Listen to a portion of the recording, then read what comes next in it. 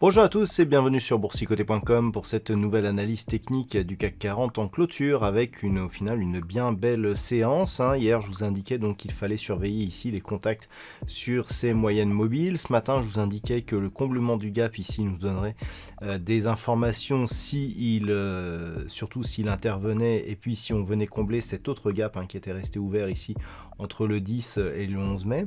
Eh bien on a eu énormément de réponses puisqu'après une ouverture donc sur gap haussier, on est venu ici combler le gap d'une manière très rapide, on y reviendra dessus avec une petite vue intraday, avant de repartir ici à la hausse pour finalement clôturer à 6385.14 et puis au final le CAC 40 gagne 1,54% par rapport à la clôture de la séance précédente. Alors les banquiers centraux ont tenté de relativiser un petit peu les chiffres de l'inflation et d'autres chiffres macro qui étaient sortis cette semaine, qui avaient inquiété les marchés.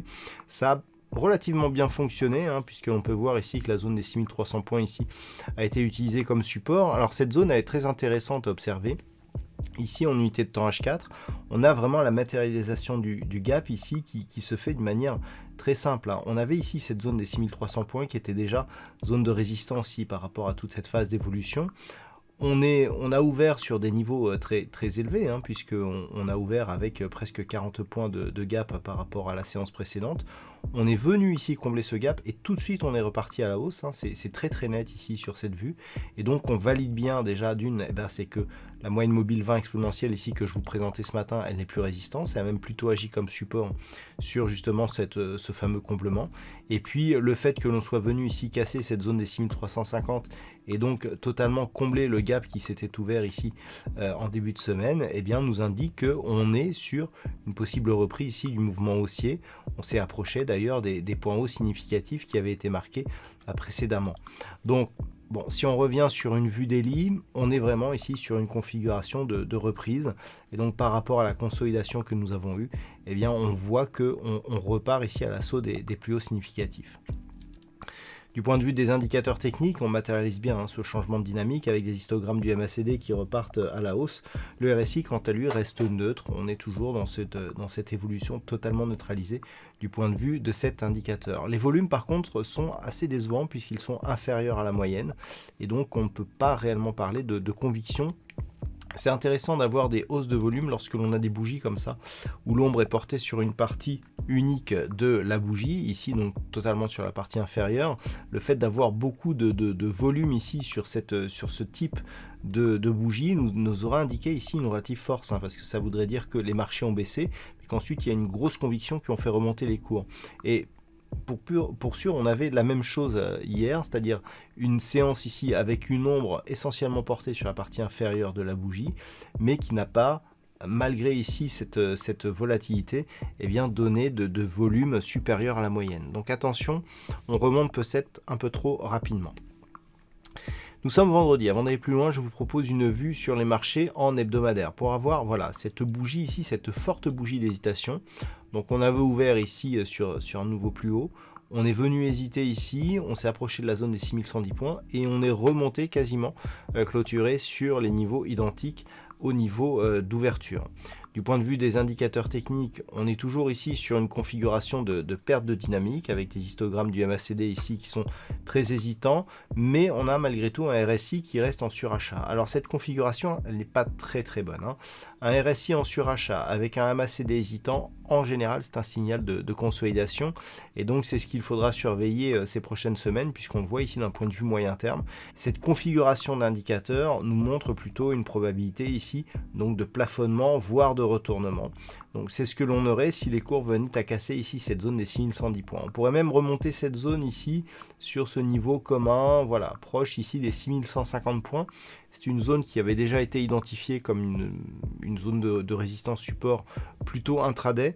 Elle a donné une bonne réaction aujourd'hui, elle a donné un bon point de réaction cette semaine, et donc il semblerait que cette zone ici, précédemment identifiée à 6110 points, soit cette fois-ci sur cette zone des 6150 points. Donc la semaine prochaine, ce qu'il faudra surveiller, c'est un éventuel retournement de tendance. Alors le retournement de tendance, comment on va le détecter? Eh bien, tout simplement, si on revient ici sur la zone des 6110 points, on sera toujours dans une dynamique haussière, avec ici, d'un point de vue hebdomadaire, et donc depuis cette bougie ici du mois de novembre de l'année dernière, des cours qui évoluent ici sur une dynamique forte, de nombreux contacts ici sur la bande de Bollinger supérieure, et aucun contact avec la moyenne mobile 20 exponentielle.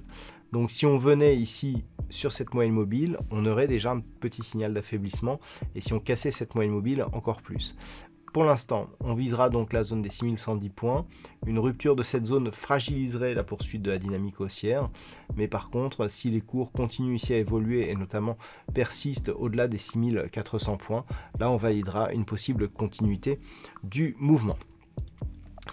Alors, si on revient maintenant sur la vue daily, les zones à surveiller pour lundi. Donc lundi, on surveillera cette zone des 6350 points, cette zone qui avait été franchie dans un premier temps, qui commençait à s'imposer comme support, avant ici d'être cassé sur un gap baissier.